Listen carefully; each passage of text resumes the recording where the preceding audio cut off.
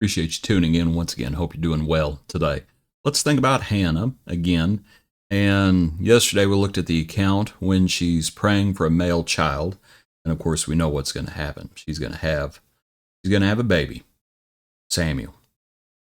Today's hymn is the hymn, Does Jesus Care?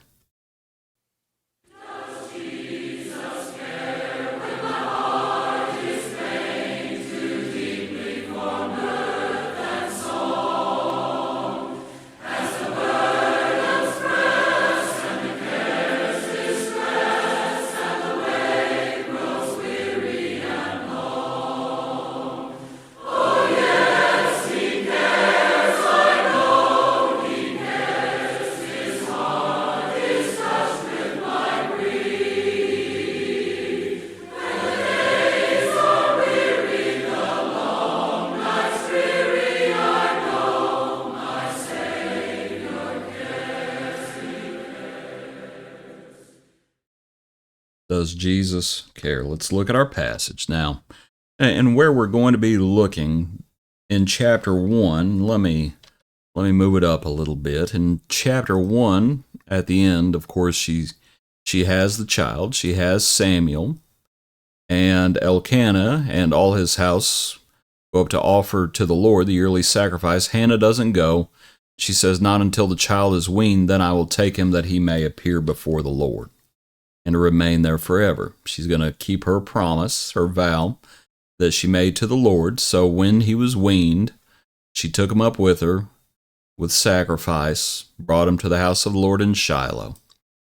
So they go up there. She actually speaks to Eli. She says, I'm the woman who stood by you here praying. Now, as she's blessed, chapter 2, verse 1, and Hannah prayed and said, "My heart rejoices in the Lord. My horn is exalted in the Lord. I smile at my enemies because I rejoice in your salvation."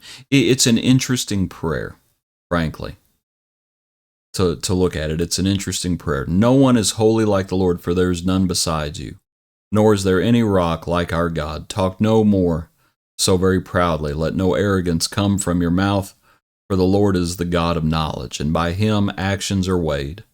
The bows of mighty men are broken, and those who stumbled are girded with strength. Those who are full have hired themselves out for bread, and the hungry have ceased to hunger.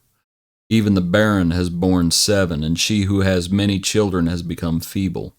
The Lord kills and makes alive. He brings down to the grave and brings up. The Lord makes poor and makes rich. He brings low and lifts up. He raises the poor from the dust and lifts the beggar from the ash heap, to set them among princes and make them inherit the throne of glory. For the pillars of the earth are the Lord's, and he has set the world upon them. He will guard the feet of his saints, but the wicked shall be silent in darkness, for by strength no man shall prevail. The adversaries of the Lord shall be broken in pieces. From heaven he will thunder against them. The Lord will judge the ends of the earth. He will give strength to his king and exalt the horn of his anointed." As I said, it's an interesting prayer coming from a new mother, and not exactly expected. And you probably see why, just as it begins when Hannah prays being in the Lord, but also, "My horn is exalted in the Lord. I smile at my enemies because I rejoice in your salvation." I think one of the great litmus tests for us is how we treat our enemies. And I don't think Hannah's "I smile at my enemies" is meant to be any sort of, in any way vindictive, in any way, a sneering smile or anything like that. I don't think that's what it is. It's that we can love our enemies. We can bless them, do good, and yes, that doesn't magically make them not our enemies.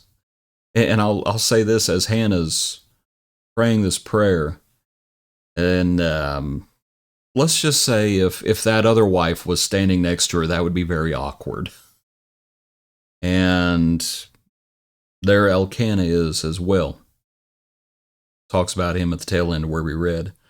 But regardless, it is one of the great tests. How do we treat our enemies? And that she had endured much from her adversary, and now she's rejoicing and she's able to smile even at her enemies. But at the same time, she also there's a lot of admonishment in this prayer. Sometimes people will, when people pray, it's like, oh, you've stopped praying and gone to preaching. Well, this prayer is kind of like that, because there's a good bit of admonishment. Verse 3, talk no more so very proudly, let no arrogance come from your mouth. And that can be a part of prayer. It was part of Hannah's prayer, and I think it can be a part of our prayers as well, that we are teaching and encouraging and admonishing, that we're admonishing others. And seems kind of difficult to do, but like I said, Hannah's prayer seems unusual, doesn't it? At least it does to me. But we also recognize, of course, she recognizes God's power. Verse 6, the Lord kills and makes alive. He brings down to the grave and brings up. He makes poor, he makes rich. He brings low, he lifts up. He does all of these things. He gives strength to his king and exalt the horn of his anointed, and the Lord will judge the ends of the earth. Recognizing once again the Lord's absolute power and authority. The Lord has done this. And I suppose that's why she was not, when she was barren, she didn't curse God and die. That was her lot. She petitions, and her lot has changed. Her situation has changed because the Lord has granted her request. It is in the Lord's hand to say yea or nay. Paul, praying for the thorn in the flesh.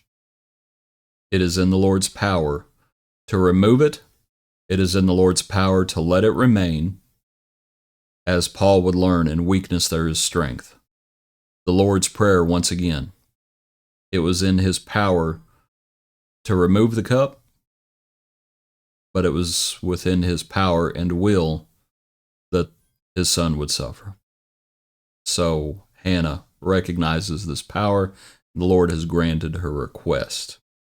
It's an interesting prayer, isn't it? Appreciate you. Hope you have a good day. Join us tomorrow once again for another portion of our daily praise.